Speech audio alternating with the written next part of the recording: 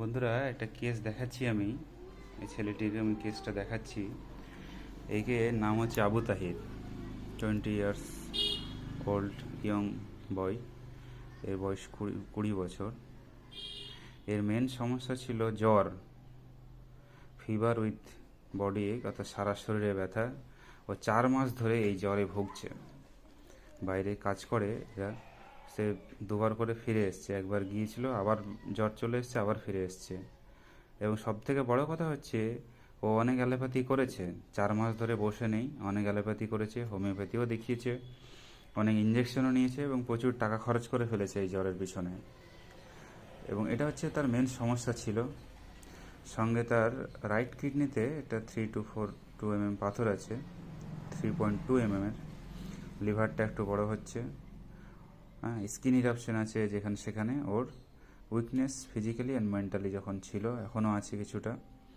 এবং suppression of skin disease তার পাস্টে ছিল। জল পিপাসা ছিল, অল্প অল্প খাই। Hot patient. ঘুমটা একটু বেশি হয়। ওর পছন্দের মধ্যে মাংস পছন্দ, কোল্ড ড্রিঙ্কস, আইসক্রিম এগুলো পছন্দ করে। খাবার দাবার একটু গরম পছন্দ করে, একটা কন্ট্রাইন্ডিকেট সিমটম। মিষ্টিটা পছন্দ করে না। ওর পায়খানাটা একটু প্রবলেম হয়, ক্লিয়ার হয় না, শক্ত হয়।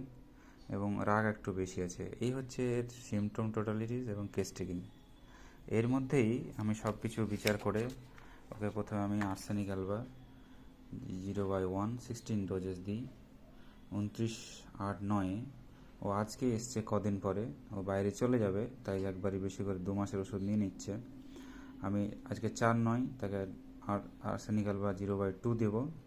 এটা খাওয়ার পরে ওর উইকনেসটা কেটে যাওয়ার পরে জ্বরটা, তারপরে ওর একটা কনস্টিটিউশনাল মেডিসিন আসবে, সালফার, অর্থাৎ সালফার 0/1 এবং 0/2 আমি দিয়ে দিচ্ছি পরপর। আমি দেখালাম এটা হচ্ছে কেস টেকিং এবং এর সমস্যা, এবং ওর মুখ থেকে আমি শোনাবো ও কি হয়েছে, কি ঘটনা ঘটেছে, এখন কেমন আছে। এবং এটা হোমিওপ্যাথিতে যে সুস্থ হবে তারও একটা জ্বলন্ত উদাহরণ এবং হোমিওপ্যাথি সাকসেস। এবং অনেকে যারা হোমিওপ্যাথি বিশ্বাস করে না, তাদের উদ্দেশ্যে দেখানো যে দেখুন হোমিওপ্যাথিতে এইসবকে সারে, এগুলোই সারে যেখানে আমাদের অ্যালোপ্যাথিরা ফেলিওর হয়ে যায়। তুমি বলো তোমার যে কি ছিল, কি করে কি হলো, কিভাবে তুমি ওষুধ খেলে, তুমি বলো গুছিয়ে প্রথম থেকে একটু দেখি। আমি প্রথমে যখন বাইরে ছিলাম হুম। তখন মানে আমাকে জ্বর হয় প্রথমে। হুম। তো জ্বর হয়, তারপরে ওইখানে আমি দেখালাম, অনেকবার দেখেছি। মানে আমি ওষুধ খেয়েছি, ইঞ্জেকশনও করেছি, আমাকে স্লাইন্সও দিয়েছে। হুম। তো অনেকগুলো আমি দেখালাম বাইরে, তো ওইখানে কোনো কাজই হলো না। হুম।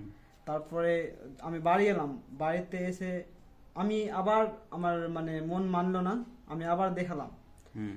তো আমি কাটিহার গেলাম, মালদা গেলাম, চাঁচলও গিয়েছি, হুম। কারিহালিতেও দেখালাম, অনেক জায়গায় দেখালাম।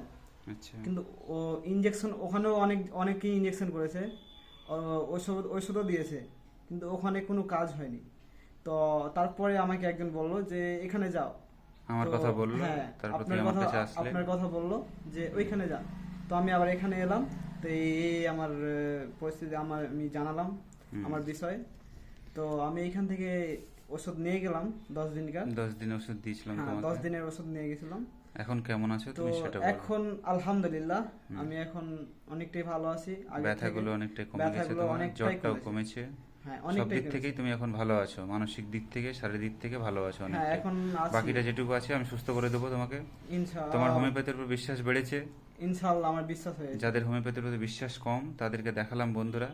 দেখুন তার মুখ থেকে আমি শোনালাম, তাকে তো আমি মিষ্টি খাইয়ে বলতে বলিনি, সে নিজেই বলল। সো হোমিওপ্যাথিতে এইসবকে সারে। যাদের হোমিওপ্যাথির প্রতি বিশ্বাস কম তারা দেখুন, এবং এটা সারে। এবং আমি যেটুকু আছে ওর সমস্যা আমি ঠিক করে দেবো বলেছি। ও অনেক কিছুই করেছে, ওর মুখ থেকেই শোনালাম, বিভিন্ন জায়গায় দেখিয়েছে, কোনো জায়গাতে সারেনি। ও আমার খবর পেয়ে এসছে, আমি ওকে ওষুধ দিয়ে সারিয়ে দিয়েছি।